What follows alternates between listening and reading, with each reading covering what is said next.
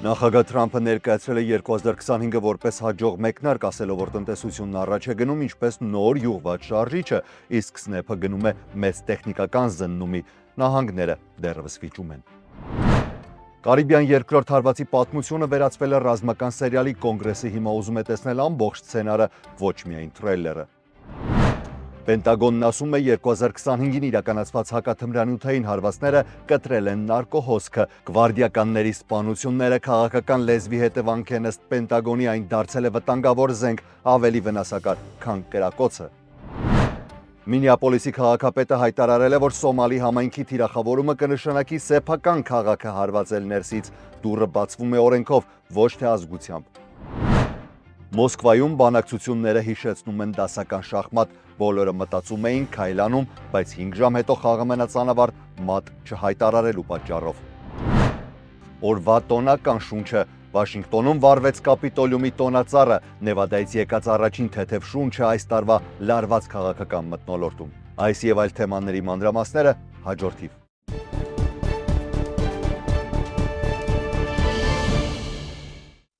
Ողջույն բոլորին, բոլոր հին եւ նոր հետևորդներին, եւ բոլոր նրանց, ովքեր հաճախ դիտում են, բայց չեն էլ բաժանորդագրվում։ Ես Հարություն Մինասյանն եմ եւ մեծ սիրով ամեն օր աշխատում եմ ապահովելով անկախ, անաչառ եւ հավաստի լրատվություն։ Եվ մեծ խնդրանքիս ընդառաջ գնալով միասին մինչեւ 2026 թվականը եկեք հասնենք 26000 բաժանորդի։ Ընդհանրապես պետք է սեղմել subscribe։ Հավելեմ, որ հետևորդներ չենք հավաքում, որ դառնանք որևէ ուժի լծակ, եղել ենք, կանք ու կլինենք անկախ, վստահեցնում եմ ձեզ։ Իսկ հիմա օրվա լրահոսը ու սկսենք օրվա կարևոր թեմայից։ Դոնալդ Թրամփն այսօր ղեկավարել է 2025 թվականի վերջին նախարարական նիստը, որտեղ ներկայացրել է վարչակազմի առաջին տարվա ձեռքբերումները, այն կոչելով ԱՄՆ պատմության ամենահաջող մեկնարկերից մեկը։ Նիստը տևել է 2 ժամից ավելին, ընդգրկելով տնտեսությունից մինչև ազգային անվտանգություն, առողջապահություն, գյուղատնտեսություն եւ արտաքին քաղաքականություն։ Նախագահի հիմնական շեշտադրումն այն էր, որ Ամերիկայի տնտեսական եւ քաղաքական վերականգնումը ընթացքի մեջ է։ Թրամփը հայտարարել է, որ վերջին 10 ամիսներին Ամերիկայի Միացյալ Նահանգները ստացել է ավելի քան 18 տրիլիոն դոլարի ներդրումային պարտավորություններ, ինչը ըստ նախագահի պատմական մակարդակ է, որը երբևէ չի արձանագրվել որևէ երկրում։ Վարչակազմը սպասում է, որ 2026-ը կլինի պատմության ամենամեծ հարկային վերադարձների տարի, շնորհիվ նոր հարկային փոփոխությունների, որոնց մեջ ընդգրկվում են չհարկվող օվերթայմը, չհարկվող social security վճարումները եւ չհարկվող թեավճարները։ Անվտանգության ոլորտում Թրամփը հայտարարել է, որ Միացյալ Նահանգների հարավային սահմանը աշխարհում ամենաուժեղ սահմաններից մեկն է դարձել։ Ըստ ներկայացված տվյալների, վերջին 6 ամիսներին զրոյական ապօրինի մուտք է գրանցվել, իսկ ծովային ճանապարհով թմրանյութերի հոսքը նվազել է 91%-ով։ Նկարագրվել է նաև նարկոկարտելների նկատմամբ նոր ռազմավարությունը, ռազմական հարվածներով եւ ահաբեկչական կազմակերպություն կարգավիճակով։ Նիստի կարևոր մասերից մեկն էր Snap Food Stamp սոցիալական ծրագրի խոշոր բարեփոխումը։ Գյուղատնտեսության նախարար Բրուք Ռոլինսը հայտարարել է, որ լայնածավալ ստուգումները բացահայտել են 100 հազարավոր խարդախություններ, ներառյալ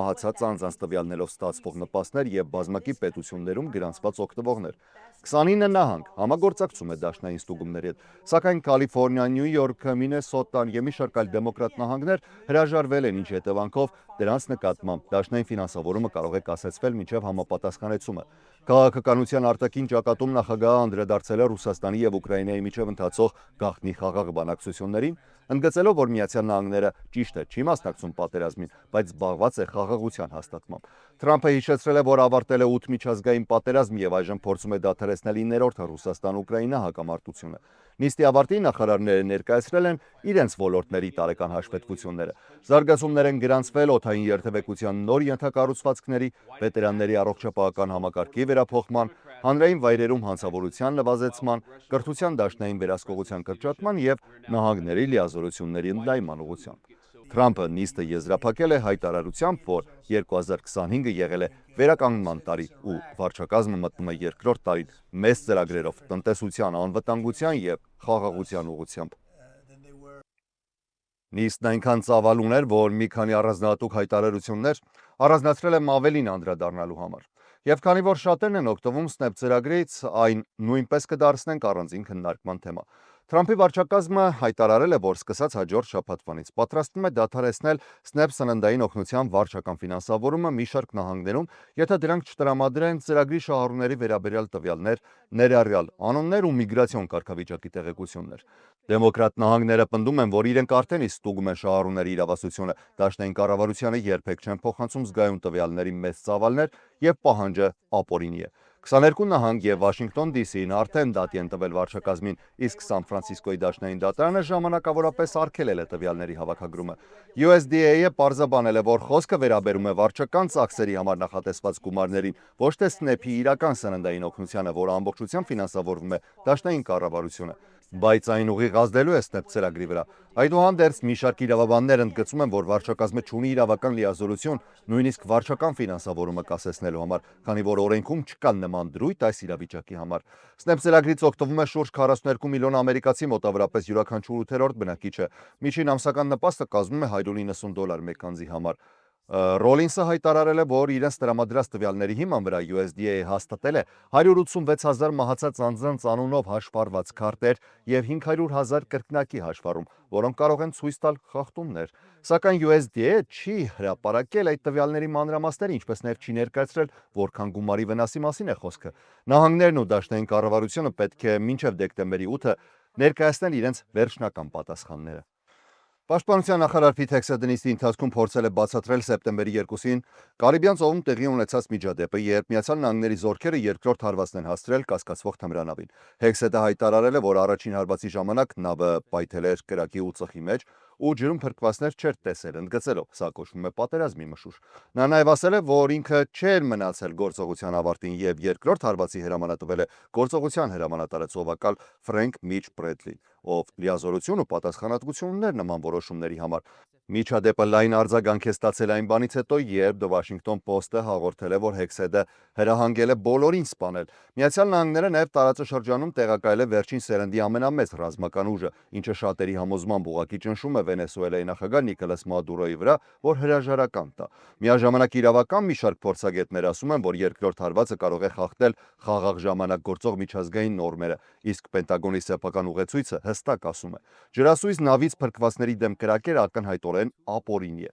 Նախագահ Թրամփը նիստում ասել է, որ չի իմացել երկրորդ հարվածի մասին եւ դեռևս ամբողջական տեղեկատվություն էլ չունի, քանի որ վստահում է Փիթին։ Միջադեպի հետաքննություն արդեն սկսել են մի քանի կոնգրեսական հանձնաժողովներ եւ սպասվում է, որ առաջիկա շաբաթներին կլինեն բաց լսումներ ու փակ խորհրդատվություններ։ Թեմայի շարունակությունը վարքյաններ անց, իսկ այս հատվածում ցանկանում եմ շնորհակալություն հայտնել մեր գործընկերներին Կոզանյան Meat and Liquor Marketing, Գերիս Moms Bakery-ին եւ Cosmo Palace ռեստորան Banquet Hall-ին։ Իդեպ Cosmo-ում դեկտեմբերի 4-ին Jazz Night-ը Թամարա Լալայանի հետ ընդամենը 2 օր է մնացել եւ տոմսերն էլ սպառվում են։ Զանգարեք 818 853 2775 եւ ամրագրեք ձեր տեղ անմոռանալի երեկոյի համար։ Շարունակենք։ Այսօր Պենտագոնում մամուլի խոսնակն էր հանդիպել ԶԼՄ ներկայացուցիչների հետ, իսկ մեկնարկն առավել քան կոշտ էր։ Քինգսլի Ուիլսոնը հայտարարել է, որ երկու գվարդիականների վրա ահաբեկչական հարձակումը դեմոկրատական քաղաքական գործիչների կողմից գվարդիայի դեմ ծավալված ռետորիկայի հետևանք էր։ Խոսնակ Քինգսլին շեշտել է, որ մի շարք դեմոկրատ պաշտոնյաներ Նյու Յորքի, Իլինոյսի ու Կալիֆոռնիայի ներկայացուցիչներ սիստեմատիկ սևացնում էին գվարդիան, այն ներկայացնելով որպես համապետական սպառնալիք։ Պենտագոնի պաշտոնական ներկայացմամբ գվարդիականների դեմ հարձակման աճը պայմանավորված է քաղաքական գործիչների կոպիտ հայտարարություններով, որոնք միջավայր են ստեղծում, որտեղ հանցագործները հանդգնորեն թիրախավորում են զինվորներին։ Այս պահին 2200-ից ավելի գվարդիականներ տեղակայված են Վաշինգտոնում, եւս 500-ն էլ ճանապարհին են։ Բոլորն այժմ ծառայում են զինված կարգով։ Քինգսլին պաշտոնապես հայտարարել է, որ 2025-ին Միացյալ Նահանգներն արդեն իրականացրել է 21 օդային ու ծովային հարված հարավային հրամանատարության պատասխանատվության գոտում, ոչնչացնելով 82 նարկոահաբեկիչների։ Նրա խոսքով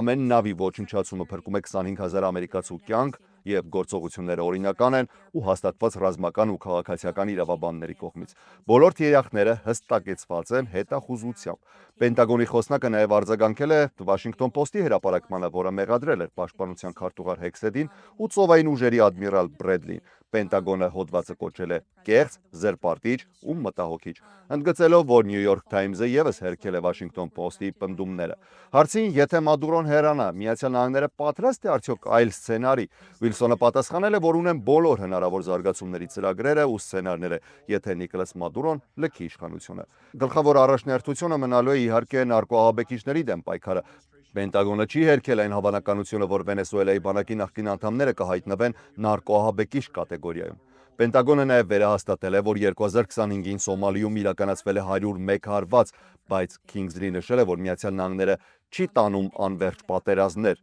Գործողությունները բացառապես հետախուզական եւ հակաահաբեկչական են եւ նպատակն է կանխել ահաբեկչական սպառնալիքները նախքան դրանք կհասնեն Միացյալ Նահանգներ։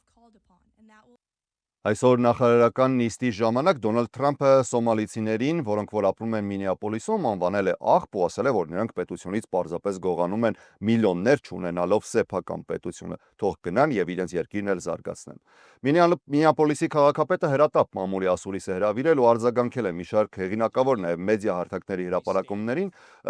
ըստ որոնց մոտ 100 դաշնային գործակալներ են մոտ օրերս տեղակայվելու Մինեսոտայի Twin City շրջանում հատուկ ուշադրությամբ Սոմալի համայնքի վրա։ Քաղաքապետն ընդգծել է. «Մենք սիրում ենք մեր Սոմալի համայնքը եւ կանգնած ենք նրանց կողքին։ Մեր աջակցությունը անսասան է»։ Նա հիշեցրել է, որ Մինեապոլիսը հպարտանում է երկրի ամենամեծ սոմալիական համայնքով, որն արդեն տասնամյակներ շարունակ զգալի ներդրում է ունեցել քաղաքի մշակութային ու տնտեսական դիմադրողականության մեջ։ Նրա հայտարարությամբ դաշնային գործողությունները, որոնք հիմնված են էթնիկական կամ ազգային նույնացման վրա, անխուսափելիորեն կխախտեն դատավարական հիմքերը եւ կհանգեցնեն անմեղ մարդկանց ապօրինի կալանավորմանը։ Քաղաքապետը հայտարարել է, որ Մինեապոլիսի ոստիկանությունը, որի բազմաթիվ անդամներ հենց Սոմալի համայնքից են, չեն համագործակցելու IC կամ որևէ դաշնային մարմնի հետ ներգաղթային հսկողության հարցերում։ Քաղաքային ծառայողները չեն հարցնելու բնակչի փաստաթղթային կարգավիճակը։ Բացի այդ, նա նշել է, որ Սոմալի համայնքի ավելի քան 80,000 անդամներից գրեթե բոլորը օրինական կարգավիճակ ունեն կամ ԱՄՆ քաղաքացիներ են։ Քաղաքապետը հիշեցրել է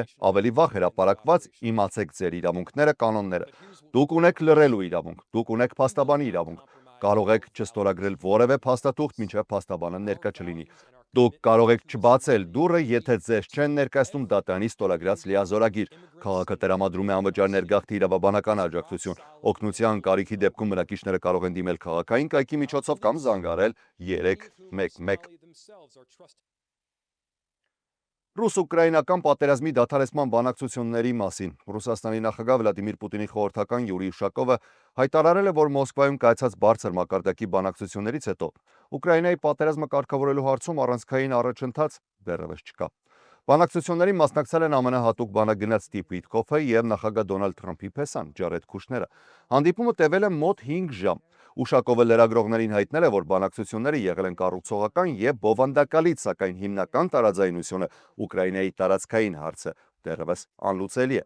Նրա խոսքով Քուշների եւ Վիտկոֆի հետ քննարկվել են նաեւ ԱՄՆ ներկայացրած խաղաղության նախագծի նոր փոփոխված փաթեթից ստացված 4 լրացուցիչ փաստաթղթերը, սակայն դրանց բովանդակությունը կողմերը չեն բացահայտել։ Ռուսական կողմը նշել է, որ Միացյալ Նահանգները եւ Ռուսաստանը համաձայնել են դեռևս չբացահայտել բանակցությունների կոնկրետ կետերը։ Ուշակովի խոսքով Պուտինը խնդրել է Միացյալ Նահանգների պատվիրակությանը փոխանցել կարևոր քաղաքական ազդակներ նախագահ Թրամփին։ Վիտկոֆն ու Քուշները վերադառնում են Միացյալ Նահանգներ, որտեղ էլ պետք է զեկուցեն արդեն Դոնալդ Թրամփին։ Այնուհետև ԱՄՆ-Ռուսաստան շփումները կշարունակվեն հեռախոսով։ Ուկրաինայի նախագահ Վոլոդիմիր Զելենսկին հայտարարել էր ավելի վաղ, որ Միացյալ Նահանգների հետ քննարկումներից հետո խաղաղության պլանը կրճատվել է 28 կետից մինչև 20 կետ, սակայն Ուշակովն ասել է, որ հիմա այն 27-ն է, իսկ 1 կետը վերածվել է նոր 4 մասից բաղկացած փաստաթղթի։ Միացյալ Նահանգներում ազատ է արձակվել Հոնդուրասի նախկին նախագահ Խուան Օրլանդո Էրնանդեսը, որը մինչև այդ կրում էր 45 տարվա ազատազրկում թմրանյութերի մաքսանենգության եւ զենքի գործով մեղադրանքներով։ Էրնանդեսը ազատ է արձակվել նախագահ Դոնալդ Թրամփի որոշմամբ, նա ստացել է նախագահական ներման ակտ։ Մանհենթենի դաշնային դատարանը Էրնանդեսին ճանաչել էր մեղավոր ԱՄՆ տեղափոխվող կոկաինի առաքանիները պաշտպանելու համար միլիոնավոր դոլարների կաշառք ստանալու մեջ։ Նա դատապարտվել էր նախորդ տարվա հունիսին։ Էրնանդեսը պնդում էր, թե դարձել է քաղաքական հետապնդման զոհ եւ նամակով դիմել էր Թրամփին, իրեն համեմատելով հենց նրա հետ, որը նույնպես բախվել է դատական գործերի Ջո Բայդենի արդարադատության նախարարության շտորին։ Էրնանդեսը ղեկավարել է Հոնդուրասը 2014-ից 22 թվականներին եւ ձերբակալվել է պաշտոնը թողնելուց անմիջապես հետո։ Այսօր Թրամփը Սպիտակ տանն անդրադառնալով ներմանն ասել է. Այո, նա նախագահ էր եւ նրա երկրում թմրանյութեր էին վաճառվում։ Եվ միայն այն պատճառով, որ նա նախագահ էր, նրանք նրան հետապնդեցին։ Դա Բայդենի վհուկների որսն էր, իսկական քաղաքական հետապնդում, որի մասին բոլորը գիտեն։ Շատ մարդիկ Հոնդուրասում խնդրել էին ինձ դա անել եւ ես արեցի։ Եթե ձեր երկրում թմրանյութ վաճառողներ կան, դա չի նշանակում, որ պետք է նախագահին 45 տարով բանտ ուղարկել։ Դա Բայդենի վարչակազմի ուղղորդված քաղաքական վենդետան էր։ Կոնգրեսում այս շաբաթ նվազել են առողջապահական սուբսիդիաների երկարաձգման հույսերը, ինչպես հանրապետականները, այնպես էլ դեմոկրատները կարծես թե հրաժարվել են երկուսակցական բանակցությունների գաղափարից։ Դա նշանակում է, որ հունվարի 1-ից միլիոնավոր ամերիկացիներ կարող են բախվել առողջապահական ապահովագրության վճարների զգալի աճի։ Դեմոկրատները, որոնք համաձայնել էին վերաբացել կառավարությունը, փոխարենը դեկտեմբերին առողջապահության վերաբերյալ քվեարկություն ստանալու, հույս ունեին, որ կգտնեին ընդհանուր լեզու երկարաձգելու COVID-ի ժամանակ կիրառված Affordable Care Act սուբսիդիաները, սակայն արդեն մի քանի շաբաթ է երկու կուսակցություններն էլ հիմնականում քննարկում են միայն ներկուսակցական տարբերակներ, կրկին վերածնելով նույն այն հին քաղաքական վեճերը, որը կար շատդաունի ժամանակ։ Սենատի մեծամասնության ղեկավար Ջոն Թյունը հայտարարել է, որ այս պահին հստակ ճանապարհ չեն տեսնում եւ չի կարծում, որ դեմոկրատներն են տեսնում։ Այդ փակուղին նշանակում է, որ հաջորդ շաբաթ սպասվող սենատի քվեարկությունը կդառնա պարզապես կուսակցական քաղաքական ժեստ առանց իրական հնարավորության։ Դեմոկրատները ունենալով քվեարկության թեման սահմանելու իրավունք պատրաստվում են առաջ քաշել մաքուր երկարաձգում առանց փոփոխությունների, որը հանրապետականները արդեն մերժել են։ Հանրապետական ճամբարը տարիներ շարունակ խոսում է Օբամաքերը մասամբ կամ ամբողջությամբ վերացնելու մասին, սակայն մինչև այժմ միասնական մոտեցում չկա։ Եթե Թրամփը չաջակցի որևէ ձևաչափի, որևէ լուծում էլ չի անցնի, նախորդ շաբաթ Սպիտակ տունը փակ ռեժիմով ներկայացրել էր գործադիր առաջարկ։ Սահմանափակումներով երկարաձգել սուբսիդիաները, նոր եկամտային շեմեր սահմանել, պահանջել պարտադիր փոքր չափի սեփական ներդրում։ Վերջին լուրը տոնական թեմայով է ԱՄՆ Կապիտոլիումի բակում կայացել է 61-րդ տարեկան Սուրբ Ծննդյան ծառի լուսարձակման պաշտոնական արարողությունը։ Այս տարի իր պատմական նախադեպի համար ընտրվել էր Նևադա նահանգից բերված 53 ֆուտ բարձրությամբ կարմիր եղևնի Silver Bell անունով։ Սա առաջին դեպքն է, երբ Կապիտոլիումի Christmas tree-ն ընտրվում է Նևադայի անտառներից։ Ծառն անցել է ավելի քան 3000 մղոն ճանապարհ մի քանի կանգառներով Նևադայի տարբեր քաղաքներում։ Այն զարդարված էր ավելի քան 22,000 ձեռագործ զարդերով, որոնց մեծ մասը պատրաստել են Նևադայի համայնքները, ներկայացնելով նահանգի բնությունը, կենդանական աշխարհը եւ մշակույթը։ Բոլոր ելույթներում շեշտվել է, որ այս տարվա ծառը խորհրդանշում է վերականգնում, տոկունություն եւ ամերիկյան համայնքների ուժը։ Արարողության գլխավոր հերոսը 9-ամյա Գրեյդի Արմսթրոնգն էր Վիրջինիա Սիթիի դպրոցից։ Նա հաղթել էր շարադրության մրցույթը եւ իրավունք ստացել անձամբ միացնելու Սուրբ Ծննդյան ծառի լույսերը։ Հետհաշվարկը ներկայացուցիչների պալատի խոսնակ Մայք Ջոնսոնն է ապահովել։ Սուրբ Ծննդյան ծառը կմնա մինչև հունվարի 6-ը, լուսավորվելով ամեն երեկո մայրամուտից մինչև 11:00։ Այսօրվա համար այսքանը։ Ես Հարություն Մինասյանն եմ եւ հուսով եմ, որ արդեն բաժանորդագրվեցիք, եթե ոչ, ապա մեկ անգամ էլ կհորդորեմ, որ փոքրիկ ամանորի նվերը հիմա մատուցեք։ Շնորհակալ եմ ուշադրության համար։ Առողջ եղեք։